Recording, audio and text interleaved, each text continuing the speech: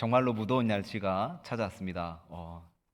저는 이제 겨울보다는 여름을 좋아하긴 하는데, 얼마 전에 선크림을 안 바르고 나갔다가 사정없이 목하고 얼굴하고 탔던 기억이 있어요. 그래서 여름이 점점 무서워지고 있습니다. 네. 어, 나가실 때 항상 그 햇빛 조심하시고 더위 조심하시고 더위로 인해서 건강으로 어려움 겪지 않으셨으면 좋겠습니다.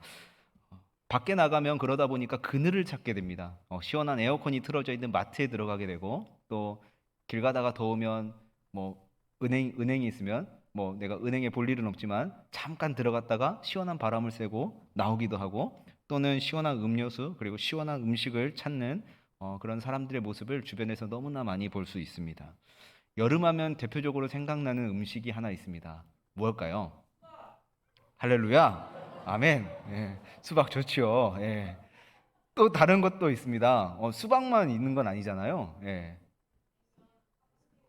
팥빙수, 냉면, 저는 아이스크림을 너무 좋아하니까 저는 아이스크림이라 말하겠습니다. 이 중에 오늘 제가 드리고자 하는 그 대표적으로 사람들이 많이 찾는 음식, 냉면 얘기를 좀 해보려고 하는데, 여름하면 냉면을 빼놓고 얘기하면 굉장히 냉면이 섭섭해할 거예요. 그렇죠? 저도 여름에 접어들면서 한 번씩 냉면이 생각날 때가 많이 있는데, 질문을 제가 하나 드리려고 합니다. 여러분, 우리 성도님들은 냉면을 먹으러 가서 물냉면을 시켰을 때 물냉면이 나오면 그 냉면 안에 삶은 계란 반쪽이 있거든요. 그 삶은 계란 반쪽을 언제쯤 드십니까? 면을 먹기 전에 드시는 분 한번 손 들어 보시겠습니까? 면 먹기 전에. 저도 면 먹기 전에. 예. 면을 먹는 도중에 드시는 분 혹시 계시나요? 아, 제가 많이 본 적은 없어서, 네. 생각보다 역시 적네요. 예. 면을 다 먹고 난 후에 드시는 분 혹시 계십니까? 예. 감사합니다. 아멘. 네. 제가 면을 먹기 전에 먹는 것은요, 어느 제가 과학 잡지를 봤는데, 찬 냉면을 먹기 전에 이 삶은 계란 반쪽을 먼저 먹으면 그게 이제 위에 이제 코팅이 돼가지고 위를 보호할 수 있다라고 하는 그 잡지의 기사를 보고서 제가 그때부터 면을 먹기 전에 계란 반쪽을 먹게 됐습니다. 그 전에는 저는 면을 먹고 난 이후에 먹었거든요. 왜 그랬을까요? 맛있으니까. 항상 맛있는 건 나중에 먹지 않습니까? 때로는 근데 제가 이 물냉면을 가지고 드렸던 질문이요. 굉장히 어떻게 보면 사소한 별거 아닌 그런 질문이거든요. 면 냉면에 있는 삶은 계란을 면 먹기 전에 먹든지 먹는 중에 먹든지 면을 먹고 난 이후에 먹든지 무슨 상관입니까? 사실 그렇지 않습니까? 이런 것처럼 때로는 교회 안에서요, 이런 사소한 어떤 문제거리를 두고 그것이 마치 진리인 것처럼 막 서로 논쟁하면서 시간을 허비하고 힘을 낭비하는 경우가 요즘 참 많이 보여집니다. 이런 모습이 언제 나타날까 하는 것이죠. 이런 모습은 교회가 복음으로부터 점점 멀어지게 될 때 나타난다라고 학자들이 얘기하는데, 그러다 보니까 별것 아닌 일로 교회가요 갈등을 겪고 분란을 겪고 성도 안에서 막 시험 들고 서로 싸우고 다툼이 있고 그런 일들이 벌어지게 됩니다. 여러분, 복음에서 멀어지게 되면요, 사람과 사람 사이에 아무리 좋은 관계라는 줄이 있을지라도요, 결국은 그 줄이요 점점 풀려져서 끊어지게 됩니다. 어, 저쪽 앞에도를 지나서 천사대교를 가다 보면 중간에 이렇게 굵은 흰색 줄 같은 게 이렇게 내려와 있거든요. 엄청나게 얇은 줄들이 수억 개가 이렇게 뭉쳐져서 이렇게 꼬아져서 이렇게 만든 건데, 그 줄이 만약에 하나하나 한 가닥 끊어진다고 생각을 해보시겠습니까? 다리가요 무너지게 돼요. 그래서 우리에게 필요한 것이 있습니다. 여러분, 우리에게 필요한 것이 뭘까요? 바로 복음의 감격을 잃지 않는 것입니다. 오늘 본문 말씀 가운데서도 사도 바울이 갈라디아 교회 성도들을 향하여서 뭐라고 얘기하냐면, 당신들 영적으로 너무 변했습니다라고 얘기하는 겁니다. 이들이 자신을 어떻게 원수같이 대하게 되었는지에 대해서 바울이 너무나 잘 알고 있었습니다. 왜 그렇게 자신을 원수처럼 대하고 있을까? 바로 갈라디아 교회 성도들이요, 복음으로부터 멀어져 버렸기 때문에 그렇습니다. 복음을 떠난 이들이 보여준 모습이 어떤 모습이었습니까? 율법주의적인 신앙의 늪에 빠져서 허우적거리면서 막 발버둥 치는 모습이에요. 그렇게 되니까 이들 안에서 관계의 끈들이 점점 하나둘씩 끊어져서 무너지게 되는 겁니다. 이들의 모습을 보면서 사도 바울이 이런 질문을 갈라디아 교회 성도들에게 던져줍니다. 4장 15절 말씀이에요. 너희 복음, 너희의 복, 감격, 그리고 기쁨, 이것이 지금 어디에 있느냐라고 질문을 던집니다. 복음의 감격과 그리고 복음의 기쁨을 잃어버리게 되면 어떻게 되는지 갈라디아 교회 성도들을 통해서 지금 보여지고 있습니다. 그리고 말씀을 통해서 보여지고 있습니다. 하나님과의 관계에 균열이 생깁니다. 그것도 그렇지만 사람 사이의 관계에도 균열이 발생하게 됩니다. 그래서 많은 믿음의 선배들이 어렵고 힘든 상황에 있더라도 이것만은 지켜야 된다라고 말씀하셨던 것 같아요. 신앙의 기본을 지켜야 된다. 기본으로 돌아가야 된다. 말씀으로 돌아가야 된다라고 말이죠. 우리가 복음을 통해서 받은 은혜, 이 은혜 늘 기억하면서 살아가시기를 간절히 축복합니다. 잊어버려서는 안 되는 거거든요. 그 어떤 것을 잊어버리더라도 이것만큼은 잊어버려서는 안 되는 것이거든요. 오늘날 교회 안에서 나타나는 안타까운 모습이 있습니다. 바로 자기 중심적인 모습들입니다. 그러다 보니까 다른 사람들을 만났을 때 다른 사람들을 판단합니다. 근데 그 다른 사람을 판단하기에 앞서서요, 나 자신을 돌아봐야 되는데 나는 일도 문제없다라고 생각하는 이 모습에서 나타나는 다른 사람을 판단하는 그 모습이 참 안타까운 거고, 그로 인해서 나타나는 문제들이요, 너무나 괴로운 것이죠. 이런 모습이 아니라 우리가 말을 하거나 행동을 할 때 우리가 이 말씀의 기초에서, 우리가 이 말씀을 기초로 하여서 이 말씀이 우리의 삶 가운데 드러나고 있는지 우리가 살펴봐야 하지 않겠습니까? 우리가 복음의 기쁨 그리고 복음의 감격을 누리며 살아가지 않겠냐 하는 말씀입니다.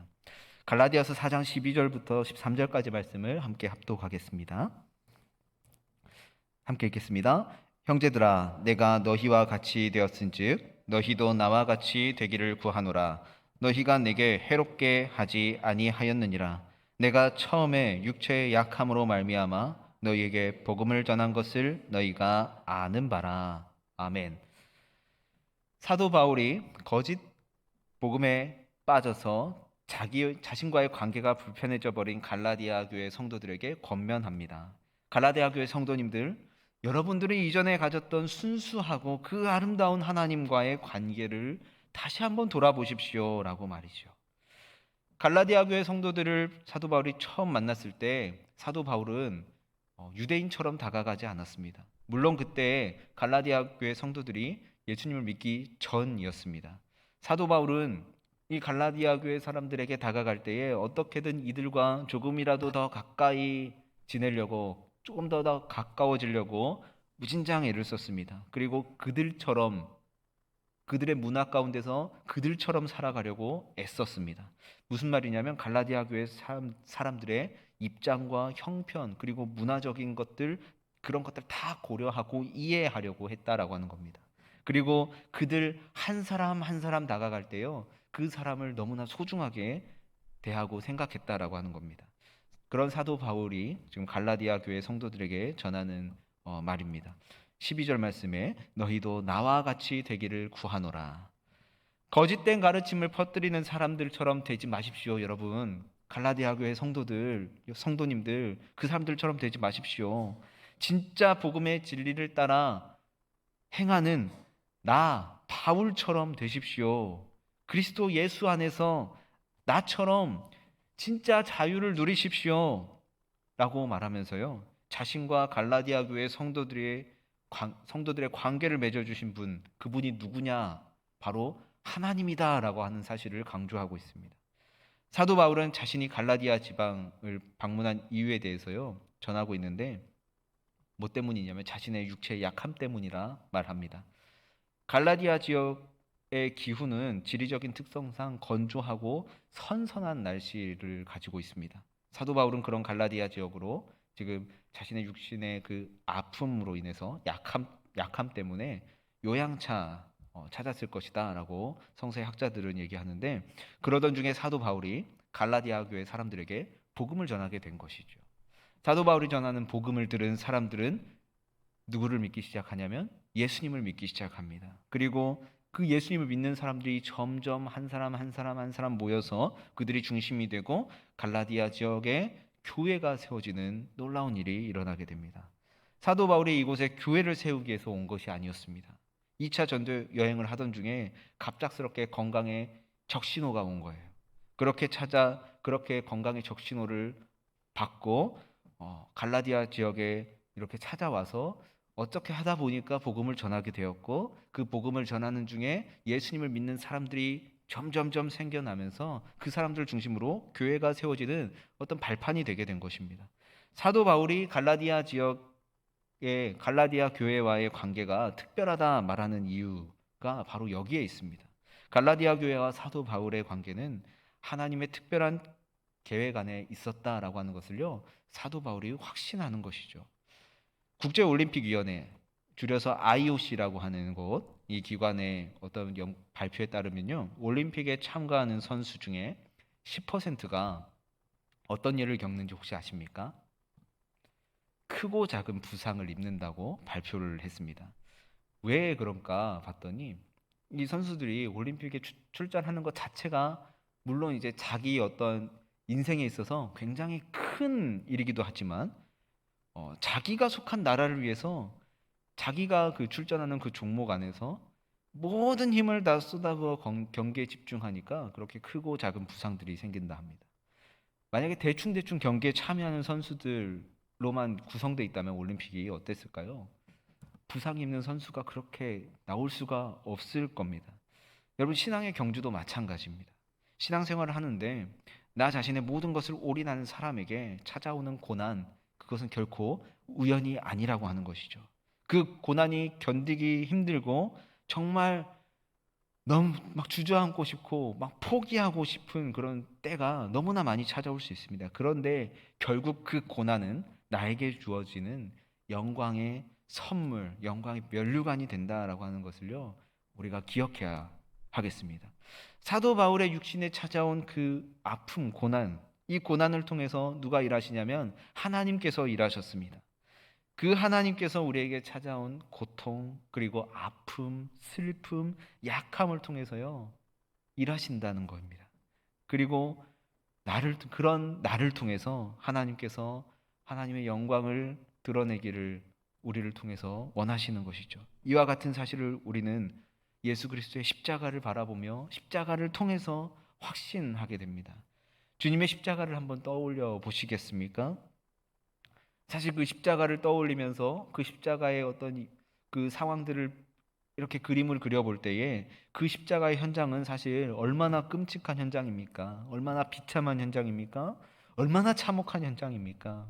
그런 거기에 무슨 아름다움이 있습니까? 우리가 뭐 관광 명소를 가면 와 너무 예쁘다 하면서 막 사진 찍고 막 인증샷 남기고 그러잖아요. 여러분, 십자가의 현장에서 그럴 수 있겠냐고요? 그런 현장이 아니거든요. 무슨 관심을 가질 만한 매력적인 것들이 그 현장에 있었겠습니까? 아니요. 없었습니다. 하지만 우리는 그 십자가가, 그리고 그 십자가를 지신 예수님의 마음, 그 마음 알고 있지 않습니까? 우리를 살리기 위한 하나님의 은혜였다는 사실을 알고 있잖아요.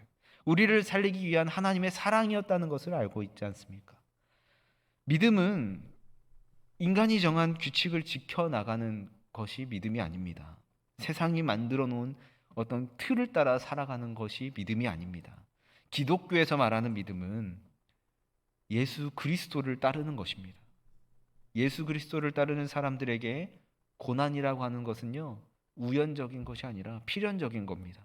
물론 부활의 영광이 예수 그리스도를 따르는 사람들에게 주어지는 그 사실도 우리가 잊어서는 안 될 문제입니다. 그러나 지금 우리가 겪고 있는 일들 한번 생각해 보시겠습니까? 그 일들이 결코 우연이 아니라고 하는 겁니다. 사랑하는 성도님들, 우리 삶 가운데 하나님의 은혜가 미치지 않은 곳이 없습니다. 모든 곳에 하나님의 은혜가 미쳐 있습니다. 하나님의 은혜가 다 있습니다. 성경은 곳곳에서 하나님께서 고난을 통해서도 은혜를 베풀어 주시는 분이심을 분명하게 말해주고 계십니다. 삶 속에 어려움이 없는 것, 그것이 하나님께서 은혜를 베풀고 계시다라고 하는 증거가 되는 것이 아니다라고 하는 것입니다. 그렇게 우리는 우리 삶 가운데 찾아오는 그 고난의 가치를 결코 그냥 가벼이, 그냥 헛되이 여겨서는 안 되는 것입니다. 존 소포릭이라고 하는 사람의 책 중에 부자의 언어라는 책이 있습니다. 그 책의 내용 중에 어느 한 문장인데 이런 내용입니다. 쉬운 삶을 기원하지 마라. 강한 사람이 되길 기원하라. 자신의 힘으로 감당할 수 없는 일을 기원하지 마라. 이를 감당할 힘을 기원하라. 라고 하는 내용인데요. 필립 브룩스라고 하는 사람이 남긴 명언입니다. 이 명언처럼 우리의 기도가 그냥 이런 기도가 되면 안 되잖아요. 그냥 쉬운 인생 살게 해주세요. 쉬운 길 걸어가게 해주세요. 그냥 작은 노력하지만 큰 열매 맺을 수 있도록 주님 도와주세요. 라고 하는 이런 기도가 아니라 하나님 내가 세상을 살아가면서 뭐 여러 가지 고난 만나고 여러 가지 일들 겪을 수 있겠지만 그 일들을 통해서 내가 하나님 말씀 붙잡고 강한 사람, 강한 하나님의 용사 될 수 있도록 하나님 도와주세요. 라는 기도가 우리의 삶 가운데 있어야 되지 않겠습니까? 하나님께서는 그렇기 때문에요. 때때로 우리가 붙잡고 있는 거 막 놓지 않으려고 막 끝까지 막 매달리고 있는 거 그거 놓게 하십니다. 그리고는 그 붙잡은 손을 떼서 무엇을 붙잡게 하시냐면 예수님의 십자가를 붙들게 만드십니다. 하나님의 은혜가 미치지 않은 곳은 우리의 삶 어디를 찾아봐도 어디를 둘러봐도 없습니다. 그렇기 때문에 우리가 그 하나님의 은혜, 그 하나님의 복음의 감격을 붙들고 우리가 세상의 것 붙잡지 않고 하나님께서 주시는 것 붙잡으며 살아나가실 수 있기를 주님의 이름으로 간절히 축복합니다. 갈라디아서 4장 14절부터 15절 말씀 함께 합독하겠습니다. 너희를 시험하는 것이 내 육체에 있으되 이것을 너희가 업신 여기지도 아니하며 버리지도 아니하고 오직 나를 하나님의 천사와 같이 또는 그리스도 예수와 같이 영접하였도다. 너희의 복이 지금 어디 있느냐? 내가 너희에게 증언하노니 너희가 할 수만 있었더라면 너희의 눈이라도 빼어 나에게 주었으리라. 아멘. 고대 사회에서는 인간의 신체 중에서 어디를 가장 귀하게 여겼냐면 이 눈을 가장 귀하게 여겼다라고 합니다. 그래서 사랑을 표현할 때도요, 이런 말을 사용합니다. 내 눈이라도 빼주겠다라는 말이요. 사도 바울에게 있는 육체의 약함을 갈라디아 교회 성도들은 너무나도 안타까워했습니다. 그래서 자신들의 눈이라도 빼줄 정도로 사도 바울을 아꼈습니다. 진심으로 그들은 사도 바울을 사랑했습니다. 이들이 사도 바울을 사랑한 이유가 무엇일까요? 사도 바울의 외모가 막 연예인처럼 막 엄청나게 뛰어나서요. 바울의 지식이 엄청나서요. 바울에게 그 어떤 사람에게도 볼 수 없는 남다른 매력이 있어서요. 그것 때문이 아니었다라고 하는 겁니다. 사도 바울이 당시에 육체적인 아픔, 약함이 있었다라고 말씀드렸습니다. 고대 사회에서는 질병에 대한 인식이 오늘 우리가 생각하는 것과는 매우 달랐습니다.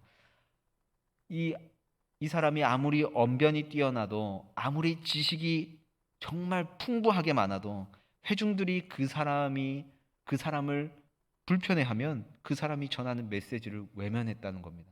무슨 말이냐면 언변이 뛰어나고 지식이 아무리 많아도 그 사람이 육체적인 아픔이 있어서 사람들이 봤을 때 그 사람의 모습이 불편하면 그 사람이 무슨 말을 한들 어떤 좋은 소리를 한들 그 사람의 메시지를 외면했다라고 하는 겁니다.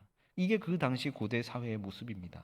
이렇게 볼 때 사도 바울에게는 갈라디아 교회 성도들이 불편해할 만한 부분들이요 있었다라고 하는 것이죠. 그런데 그들은 어떻습니까? 사도 바울을 외면하지 않았습니다. 배척하지 않았습니다. 오히려 사도 바울이 가지고 있었던 아픔을 감싸주고 사랑했습니다. 사도 바울의 겉모습을 이들은 중요하게 생각하지 않았던 겁니다. 이 사도 바울이 전하는 복음 가운데 그들에게 나타난 예수 그리스도를 보았기 때문에요. 복음을 통해서 예수님의 사랑이 그들에게 전해졌기 때문에요.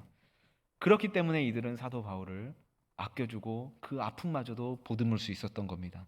우리는 어떤 사람을 보고 판단하기 전에 우리가 누구를 바라볼 수 있어야 되냐면 이 갈라디아 교회 성도들이 사도 바울을 바라봤었던 그 모습처럼 예수님을 바라봐야 됩니다. 우리가 그 사람에게서 보여지는 예수님의 모습을 볼 수 있어야 됩니다. 그 사람이 아무리 흉측한 외형을 가지고 있더라도, 어떤 정말 안 좋은 조건을 가지고 있을지라도 그 사람에게서 예수님을 바라보실 수 있었으면 좋겠습니다. 그렇기 때문에 오히려 그런 사람들을 만났을 때요, 우리는 더욱더 그 사람을 통해서 보여지는 예수님을 바라보기를 힘써야 됩니다. 우리가 복음 앞에 내세울 수 있는 게 무엇입니까? 우리가 인간이 복음 앞에서, 하나님의 그 복음 앞에서 내세울 수 있는 게 뭐가 있겠습니까? 아무것도 없거든요.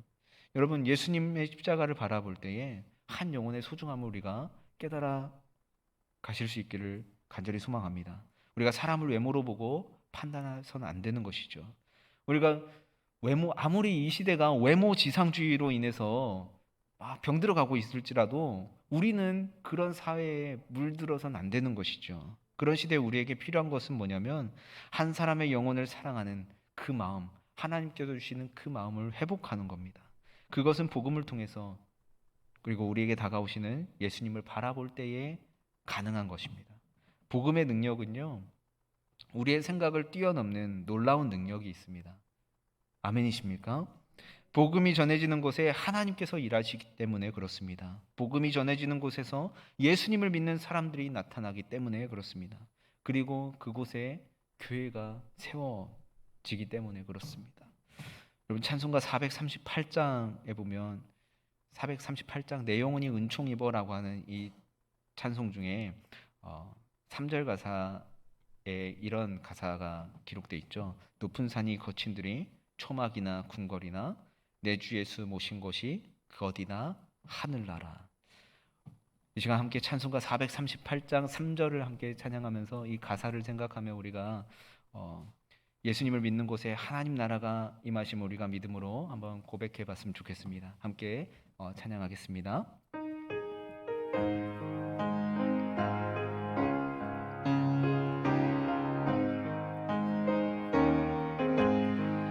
높은 산이 거친들이 초막이나 궁궐이나 내 주 예수 모신 곳이 그 어디나 하늘나라. 할렐루야 찬양하세. 내 모든 죄 사함받고 주 예수와 동행하니 그 어디나 하늘나라. 어느 곳이든지 예수님을 믿는 곳이 하나님의 나라임을 우리가 고백하며 살아가실 수 있기를 간절히 주님의 이름으로 축복합니다. 갈라디아서 4장 16절 말씀 함께 합독하겠습니다. 그런즉 내가 너희에게 참된 말을 함으로 원수가 되었느냐. 아멘. 갈라디아 교회 성도들에게 무너져버린 그 하나님의 사랑으로 가득했던 그 관계, 이 관계는 회복될 수 없는 걸까요? 이들이 다시 회복되기 위해서 갈라디아 교회 성도들의 감정을 자극하는 방법을 사용하면 그들이 다시 하나님과의 관계를 회복할 수 있을까요? 사도 바울과의 옛 정을 생각하게 만드는 방법을 사용하면 이들이 하나님과의 그 다시 사랑 가득한 관계를 회복하게 할 수 있을까요? 둘 다 아닙니다. 사도 바울은 분명하게 얘기합니다. 그럴수록 복음으로 돌아가야 된다라고 말이죠. 사도 바울이 확신했던 건 뭐냐면, 복음 외에는 하나님과 허물어진 관계를 제대로 회복시킬 수 있는 것이 세상 그 어디를 찾아봐도, 그 어떤 것을 가지고 와도 사용해도 안 된다라고 하는 것을요 확신했습니다. 물론 이제 다른 시도를 우리가 여러 번 해볼 수는 있겠죠. 그러나 그 시도들은 그저 일시적인 방법에 불과하다는 것 또한 사도 바울은 알고 있었습니다. 우리를 둘러싸고 있는 어려운 환경, 그리고 문화적인 차이, 적대적이고 냉소적인 사람들과의 어떤 관계, 다양한 종교들, 그 속에서 우리에게 필요한 것이 무엇일까요? 그냥 적당히 타협하는 것이 필요합니까? 그것들 때문에 복음을 포기하는 것이 필요한가요? 이런 것들이 필요한 것이 아닙니다. 오히려 이럴 때에 더욱 필요한 것이 뭐냐면 바로 하나님의 말씀, 복음입니다. 예수님께서는 자신의 안전과 이익을 위해서 이 진리를 포기하지 않으셨습니다. 하나님의 말씀을 포기하지 않으셨습니다. 그리고 종교 지도자들과도 타협하지 않으셨습니다. 여러분, 우리나라의 대한독립 만세 현장 가운데서 꽃다운 나이에 세상을 떠났던 유관순 열사를 다들 기억하시죠? 유관순 열사는 충청남도 천안시 병천면 매봉교회 성도였습니다.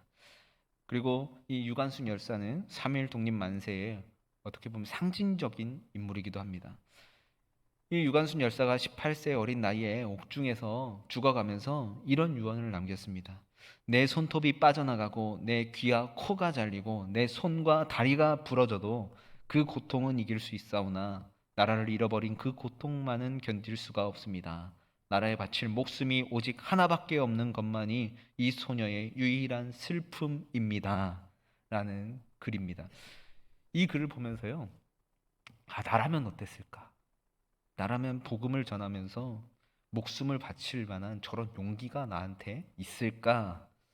라는 질문을 저 스스로에게 던져봤습니다.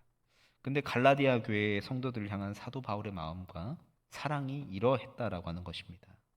사도 바울의 진심은 자신이 가진 가장 귀한 것을요, 갈라디아 교회 성도들에게 다시 전해주고 싶었던 것이 사도 바울의 진심입니다.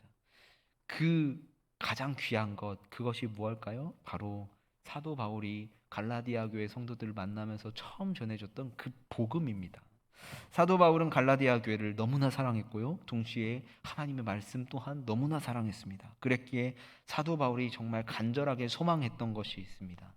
그것이 뭐냐면 복음 안에서 든든히 세워져 가는 갈라디아 교회, 이것이 사도 바울이 가장 정말 간절하게 바랬던 소망이었습니다. 사랑하는 성도님들, 교회를 사랑하고 계십니까? 복음을 사랑하고 계십니까? 여러분, 교회를 사랑하고요, 복음을 사랑하면 하나님을 사랑하는 사람으로 만들어져 갑니다. 하나님이 우리를 사랑하셨기에 우리에게 복음을 주셨고, 그 복음을 통해서 우리가 예수 그리스도를 만나게 되었고, 예수 그리스도 때문에 우리가 하나님의 거저없이 주시는 그 은혜 안에서 살아가고 있습니다. 여러분, 복음의 감격을 회복하시기를 간절히 소망합니다. 하나님의 사랑, 그 하나님 사랑하는 마음 가지고 우리가 그 복음의 감격을 붙잡고 우리 초대교회 안에서 정말 이 초대교회가 복음으로 든든히 세워져 가는 교회, 그 교회를 이뤄가는데 우리 성도님들 한 사람 한 사람이 교회에 한 기둥들이 되어져서 우리가 교회 안에서 또 모여서 교회 밖으로 흩어질 때에 또 예수 그리스도의 복음을 전하는 증인으로 살아가는 저와 여러분 모두가 되시기를 주님의 이름으로 간절히 축원합니다. 함께 기도하겠습니다.